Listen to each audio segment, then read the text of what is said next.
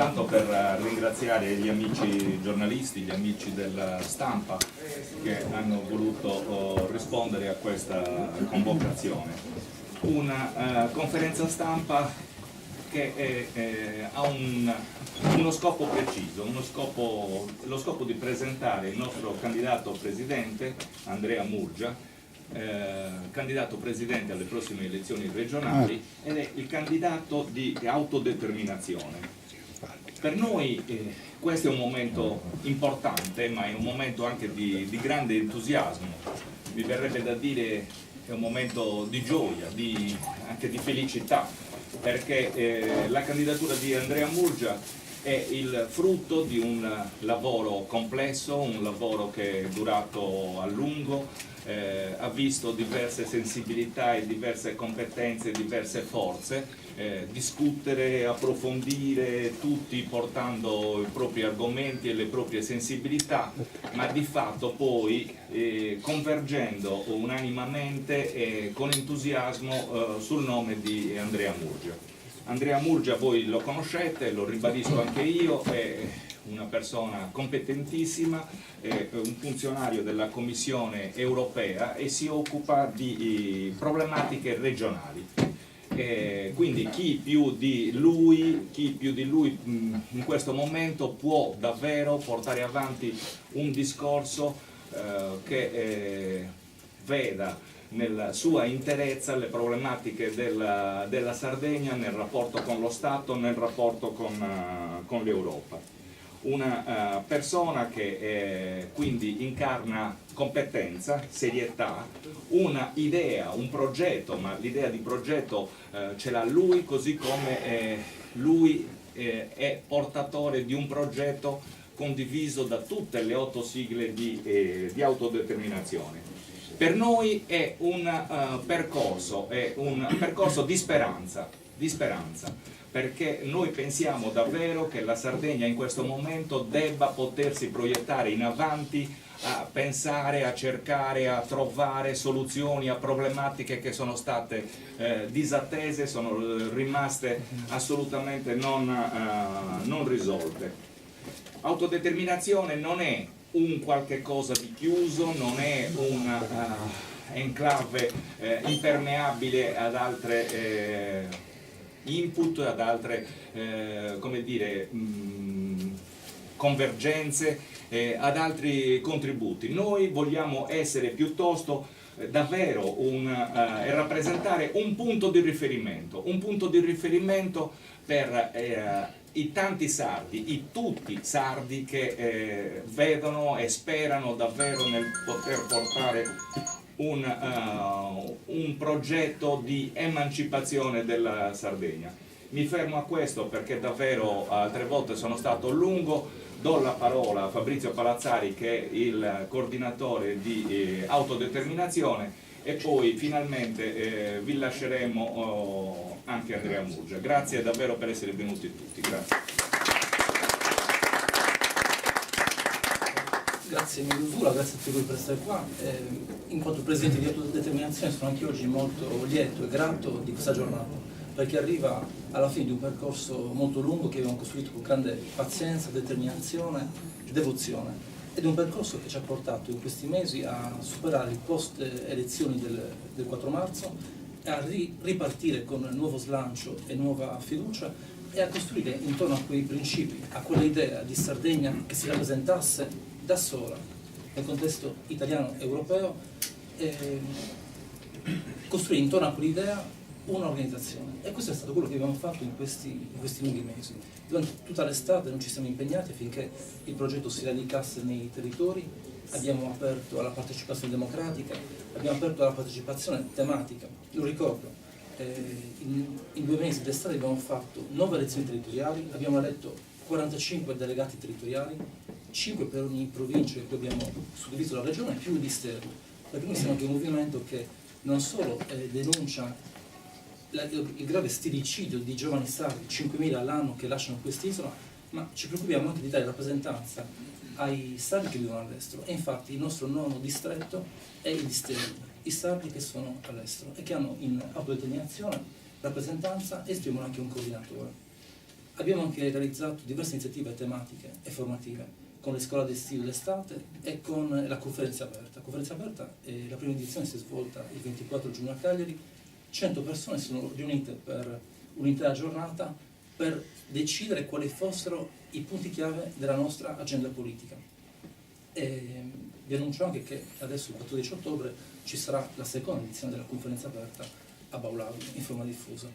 Insomma, autodeterminazione in tutti questi mesi ha voluto rappresentare un modo nuovo di fare politica in Sardegna e di rappresentare gli interessi della Sardegna.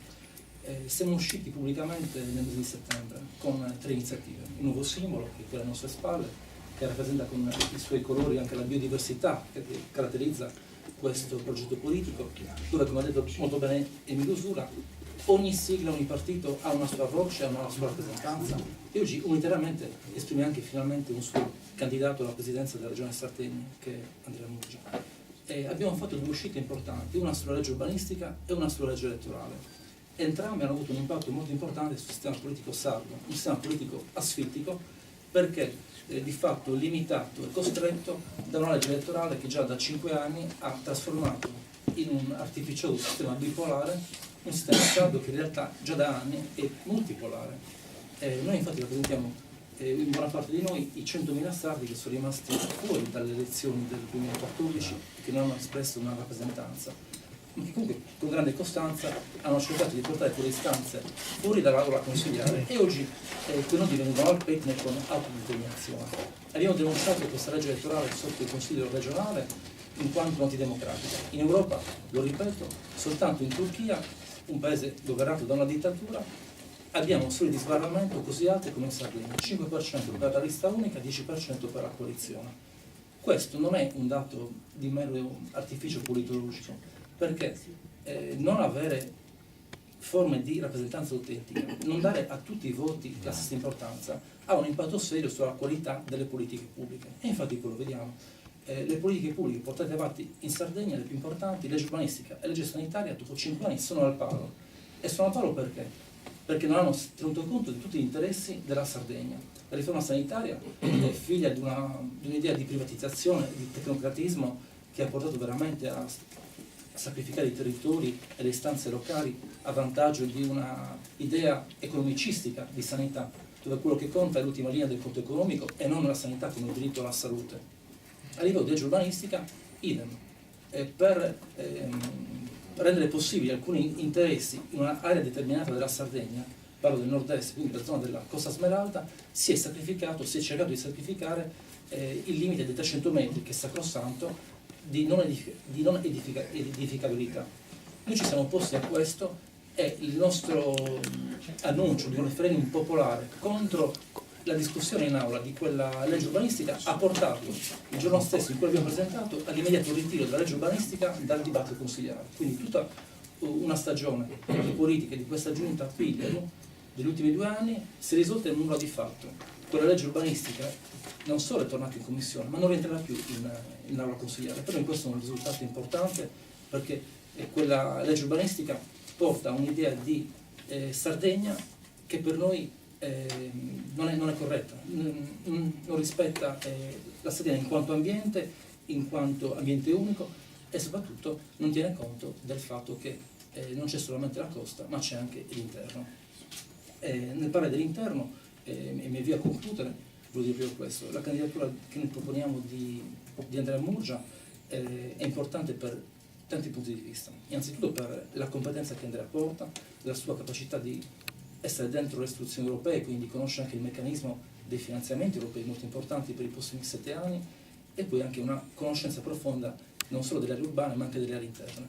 Andrea è anche imprenditore e in questo io trovo molto lodevole la sua attività, ha un'azienda a Seul, giusto? Un'azienda di famiglia. Un'azienda di famiglia e quindi comunque anche Una piccola azienda agricola, no? Esattamente. L'imprenditore è una parola grossa. sì, però comunque, comunque è anche un uomo del territorio che conosce certe istanze È un uomo della terra. Però è molto Come quei pastori del paese che a un certo punto, diciamo, sono allevatori, non più pastori. esatto. Quindi per noi questo è molto importante. Povero, E poi è una persona che computo che è stata eletta e nominata non a Roma, non a Milano, in nessuna segreteria fuori dalla Sardegna, Andrea Muggia è espressione di autodeterminazione in quanto realtà sarda che in Sardegna decide, con onore posso dire che non sei stato nominato né a Milano né a Roma ma a Tramazza, in una lunga riunione a Tramazza, non abbiamo votato, e lavoreremo intorno con lealtà, fiducia e costruttività per rendere possibile veramente questo quarto polo sardo che senza l'impegno di tutti non sarebbe stato mai realizzato. Grazie a tutti. Grazie.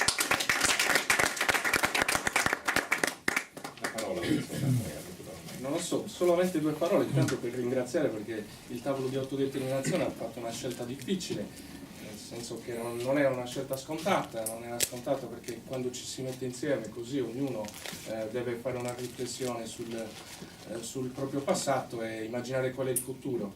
Mi piace perché molti dicono non possiamo più disfare il nostro passato, anch'io non lo voglio disfare, però siamo una coalizione e la scelta è stata fatta all'unanimità, è stato molto bello. Vi devo dire che mi sono anche emozionato quando mi è stato comunicato che io avrei dovuto rappresentare tutte le anime di autodeterminazione. So che c'è una lealtà assoluta fra i componenti di questo tavolo e questo è un buon presagio per il proseguo. Avremo modo nella campagna elettorale di raccontare l'idea di Sardegna che abbiamo in testa. Io ve lo dico, io sono anche uno che lavora sulla politica regionale, che lavora sui fondi, che lavora sui progetti. Vorrei che ci fosse la possibilità, usando i fondi europei, che ogni sardo si ritrovi dentro un progetto e che questo progetto sia il progetto di autodeterminazione come contenitore politico. Lo faremo cercando di costruire una classe dirigente. Molti mi hanno sempre detto in questi giorni che è stato un atto di generosità. Io non credo che sia stato un atto di generosità candidarsi, anzi meglio essere generosi che tirchi molte volte perché almeno ti conservano un bel ricordo, ma io non sono generoso da questo punto di vista, io sono parte di un progetto politico e il progetto politico è portare autodeterminazione dentro il Consiglio regionale, dentro le istituzioni. Lo faremo scrivendo un programma dove tutti i sardi si riconoscono. Poi la legge elettorale è un'altra cosa, ma di questo abbiamo rappresentato il fatto che questa legge elettorale sia iniqua, che l'ultima volta ci sono stati 140.000 sardi che non hanno avuto rappresentanza. Abbiamo raccontato tutte queste cose, ma quella è la legge elettorale. Adesso su quella legge noi ci misureremo, avremo i nostri obiettivi, racconteremo politicamente qual è il bisogno che vogliamo rappresentare. Detto questo, una cosa, non so se poi volete fare domande oppure una cosa che ci tengo, è fondamentale che il rapporto con lo Stato italiano sia un rapporto di lealtà. Non può essere un rapporto che si costruisce con governo amico, non esiste un governo amico, esiste un governo che è un governo nazionale italiano che rappresenta gli interessi della Repubblica Italiana. Ci sono gli strumenti per fare questo rapporto, è anche normato dentro la Costituzione italiana. Ecco, se un governo amico scrive letterine al governo amico e ritira ricorsi quando il governo è nemico, oppure il rapporto è un rapporto di patrigno a figlio, questa cosa non funziona più. Allora il confronto deve essere fra pari e noi chiederemo, lo scriveremo, lo diremo, e questo è un atto politico, che il confronto con lo Stato italiano deve essere un confronto pari, Regione Sarda, Stato italiano, e su questo andremo avanti fino in fondo. Lo dico perché poi il riferimento è quello del bilancio della Regione Sardegna. Il bilancio della Regione Sardegna è un bilancio che non presenta nessuna possibilità di sviluppo perché è stato mortificato da una spesa sanitaria fuori controllo. Io ricordo cosa diceva l'assessore nel 2015 quando diceva: noi controlleremo la spesa sanitaria e libereremo risorse per lo sviluppo. Finanziaria 2015.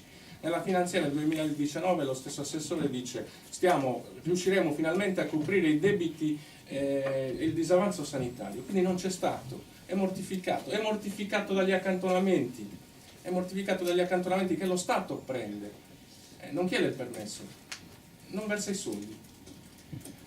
Allora abbiamo sostenuto che probabilmente per scrivere un programma di sviluppo probabilmente noi dovremo usare il meglio i fondi europei. Voi tutti sapete che dal 2021 l'Italia tornerà in obiettivo 1, obiettivo convergenza. Ecco, lì ci sono fondi nuovi, tanti, e noi scriveremo il programma basandoci su questi fondi. Sarà un programma di investimenti per 10 miliardi che sarà scritto attraverso questa conferenza aperta, che è il nostro strumento per scrivere il programma, attraverso il contributo di tanti che già si stanno attivando. Ma sostanzialmente vuol dire spendere quei soldi meglio, più velocemente e bene.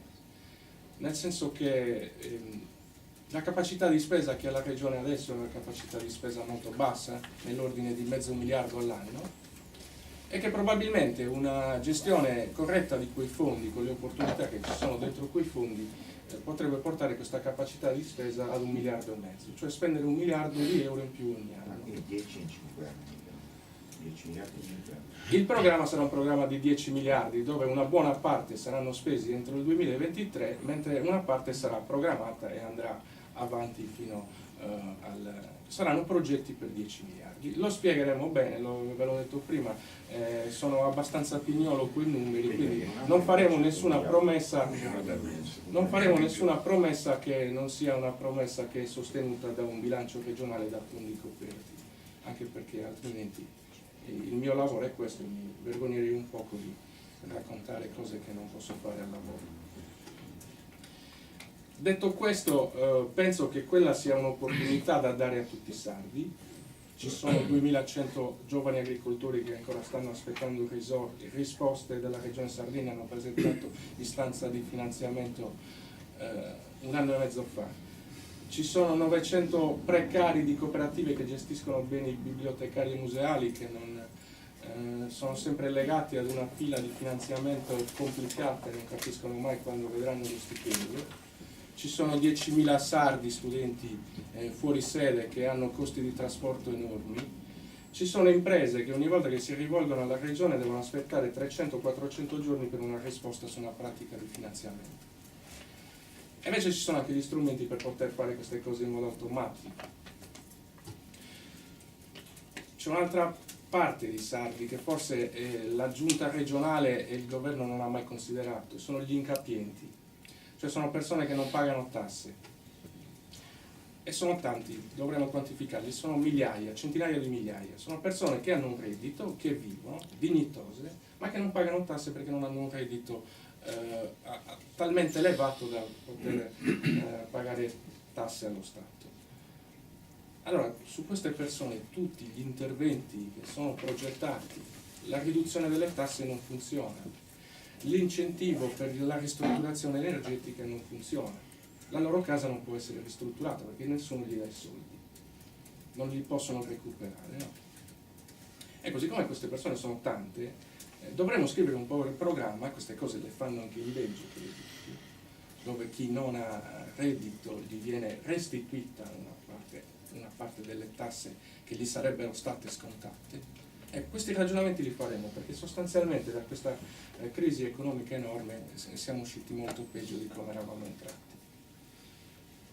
Posso fare una domanda? Prego. Due sono le domande. La prima è gira voce, perlomeno ci sono degli interessi da parte di alcune forze di sinistra, probabilmente sinistra italiana, forse anche Potere al Popolo, che riguarda con un certo interesse.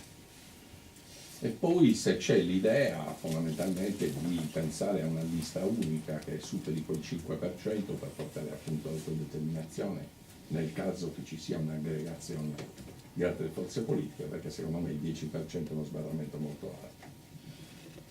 Ti rispondo prima alla seconda perché è interessante, ne abbiamo già parlato e ci sono diverse opinioni.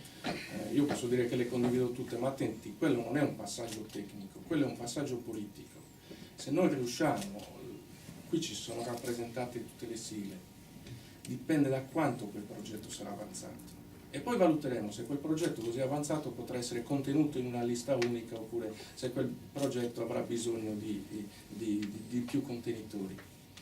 Rispetto all'attenzione che provano tante persone che fanno politica e che io ringrazio, anzi una cosa che volevo dire all'inizio che mi sono dimenticato, io vorrei cominciare con un sorriso perché noi alla fine siamo troppo rigidi e non conquisteremo nessuno se non abbiamo un rapporto aperto, franco, leale, e noi siamo qui, siamo in questo tavolo, ci siamo tutti, cercheremo di costruire di mettere dentro le nostre liste i candidati migliori, quelli che possono rappresentare tutte le anime, quelli che possono essere più visibili.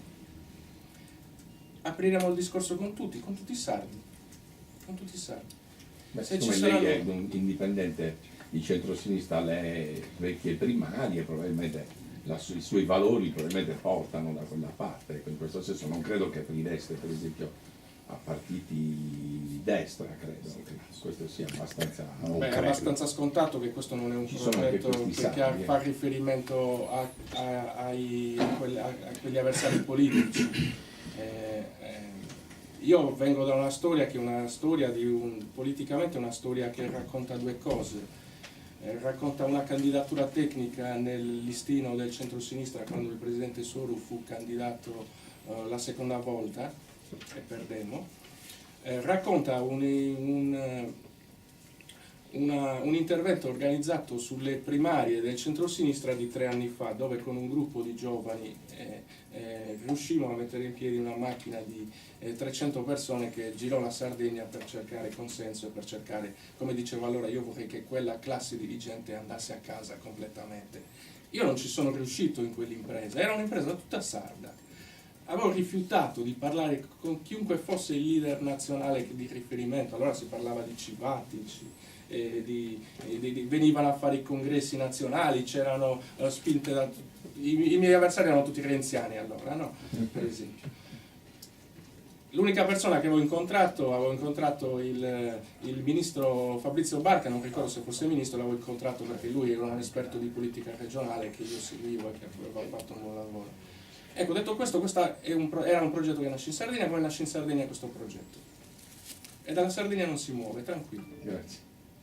Potrei Ci sono anche giornalisti forse prima. Una domanda veloce. Indipendentismo, sì, no, è possibile, come e quando? Perché credo che un movimento indipendentista abbia come primo obiettivo quello. Indipendentismo, io ve lo ripeto un'altra volta, noi stiamo facendo una strada comune che non è una strada dall'oggi al domani, è un percorso che ci sta portando verso l'autodeterminazione. Se questo percorso ci porterà verso l'indipendenza è una possibilità. Storicamente ci sono altre isole nel Mediterraneo che sono indipendenti. Per esempio io lavoro con colleghi maltesi. Voi non immaginate cosa voglia dire essere maltese in Commissione Europea, perché sei uno Stato, hai 5 parlamentari europei, hai un commissario, hai l'autonomia fiscale. Non è un caso che Malta, che è un'isola di 400.000 abitanti, cresca ad un tasso di crescita del 4%. Allora questo percorso lo facciamo insieme con amici e compagni indipendentisti, con amici e compagni che si richiamano alla tradizione dell'autonomia. Lo facciamo insieme perché abbiamo la stessa direzione ed è completamente opposta a quella di tutti gli altri poli che si stanno schierando in Sardegna. È completamente opposta al lavoro che ha fatto la giunta regionale fino adesso.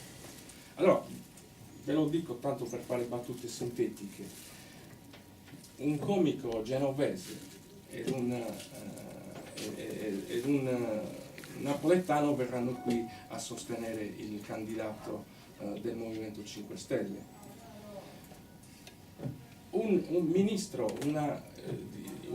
di una forza che non ha niente a che vedere con la Sardegna verrà qui a sostenere il candidato del centrodestra. Anzi, quel candidato sarà scelto in funzione di altre esigenze nazionali che sono quelle delle 4 regioni che vanno al voto. Quindi si stanno decidendo in altri posti chi saranno i candidati. Io vi faccio una domanda. Il candidato non è scelto dalla Sardegna, non sarà scelto dalla Sardegna. Un giorno così capita che chi ha scelto il candidato gli dirà: ragazzi, qui dobbiamo fare una cosa semplice, non sappiamo dove mettere il deposito delle scorie nucleari. E dove lo mettiamo? Chiama il suo.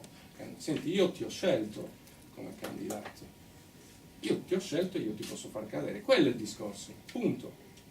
E torneremo anche su questa cosa del deposito delle scorie nucleari, perché è un tema di campagna elettorale e soprattutto è un tema che adesso sarà definito.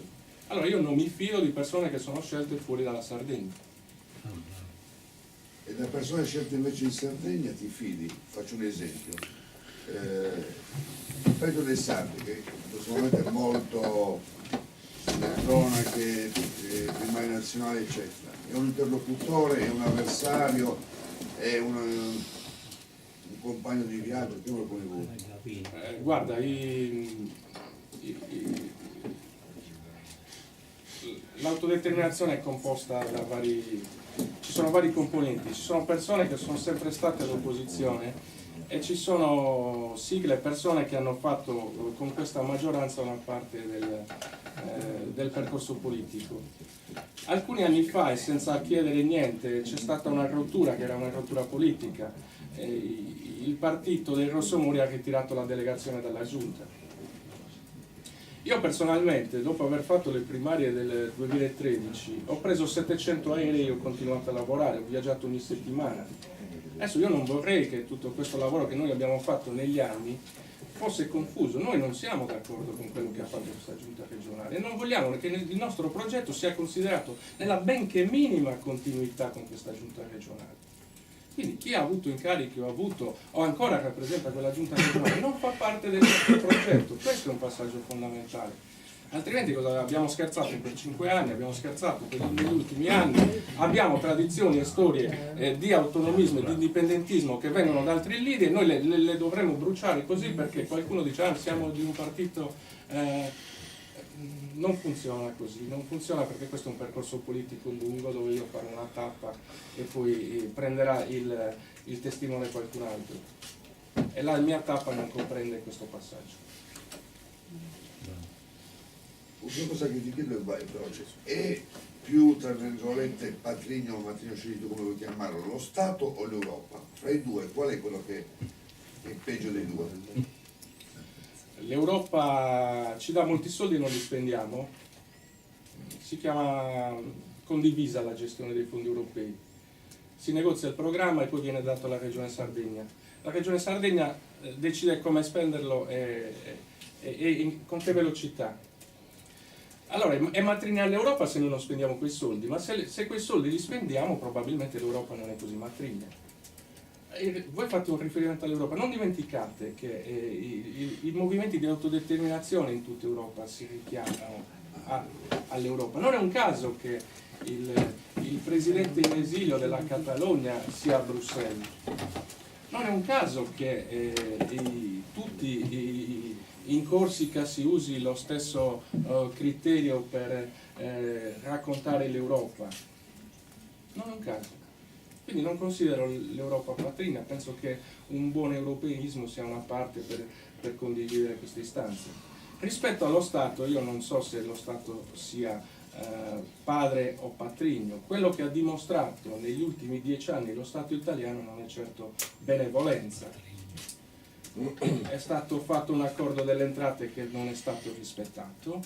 Una volta che quell'accordo sulle entrate è stato regolarizzato, ci hanno detto sì, noi facciamo l'accordo sulle entrate, lo regolarizziamo, ma i soldi non ve li diamo perché ci sono gli accantonamenti, che vuol dire i soldi non ve li diamo, no? Come se io faccio un accordo con mio figlio, sì, io ti do la paghetta ogni settimana, ti do i tuoi 10 euro, però poi ti dicono no, quei 10 euro non te li do, te li metto nel salvadanaio. È la stessa cosa, solo che poi quel salvadanaio se lo prende lo Stato italiano. Allora, poi un'altra cosa, l'accordo sulle entrate era un accordo di corresponsabilità, un po' come i fondi europei. Si diceva, noi garantiamo compartecipazione di questo tipo a fronte di impegni di responsabilità su spese, tipo spesa sanitaria. Quella compartecipazione non poteva essere rimessa in discussione con accantonamenti. E i ricorsi purtroppo sono stati ritirati. Allora cosa succede? Che se tu ritiri il ricorso alla Corte Costituzionale ti rimane solo la possibilità di scrivere letterine. E scrivere letterine non è proficuo dal punto di vista del bilancio regionale. Una cosa che mi ho curiosità, a chi è venuto prima in mente il tuo nome? Cioè nel senso che come nasce il meccanismo? Cioè, non so, cioè voglio capire come viene fuori È un approccio duro politico che non dobbiamo assolutamente negare. Che è questo. Ti rispondo subito. Volevo fare in questo modo. C'è un nocciolo politico, non è che le questioni avvengono così. C'è un processo in atto dove l'indipendentismo progressista sta incontrando una certa sinistra sensibile e intelligente.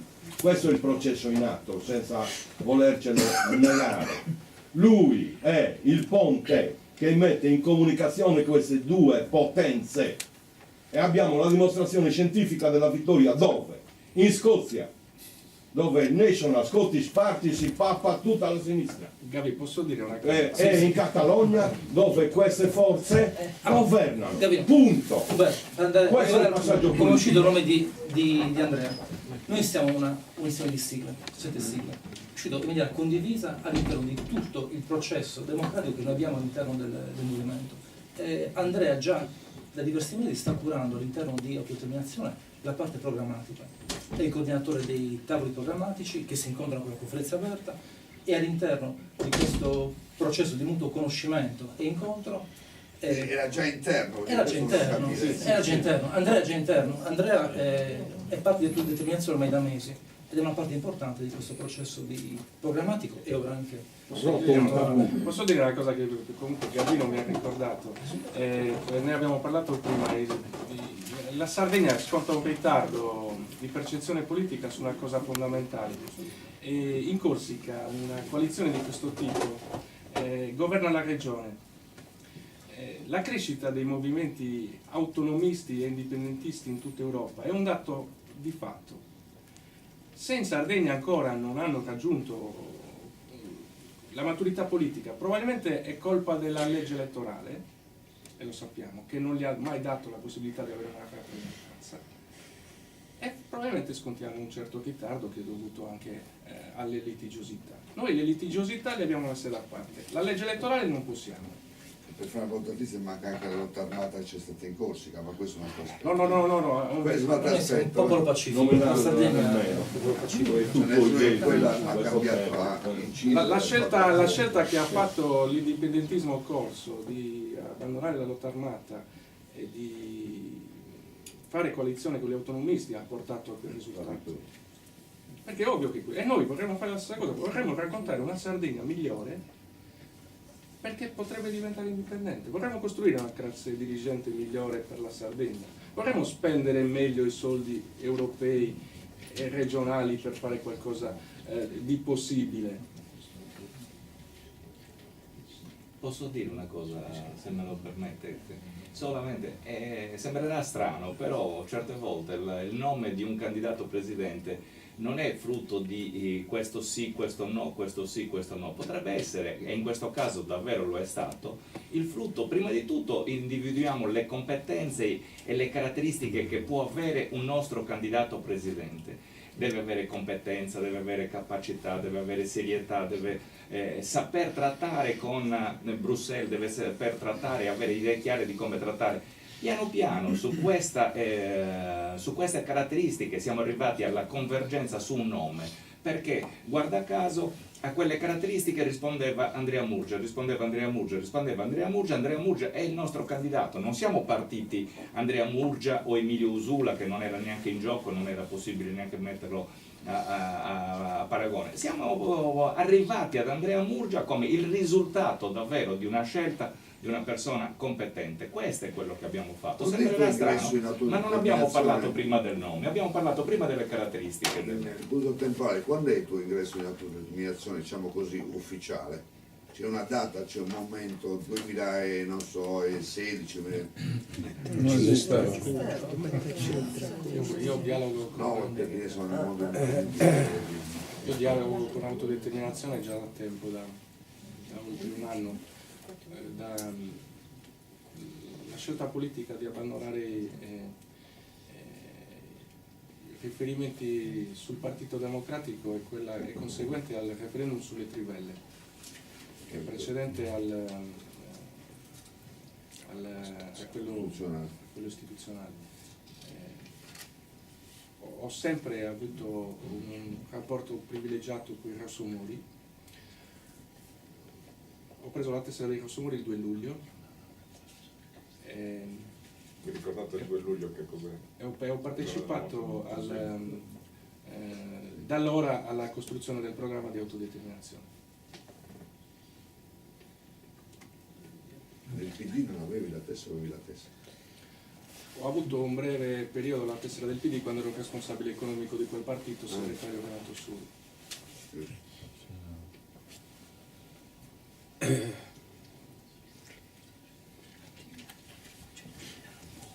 Grazie. Grazie a voi. Non ci sono altre domande. A posto. Grazie. Grazie.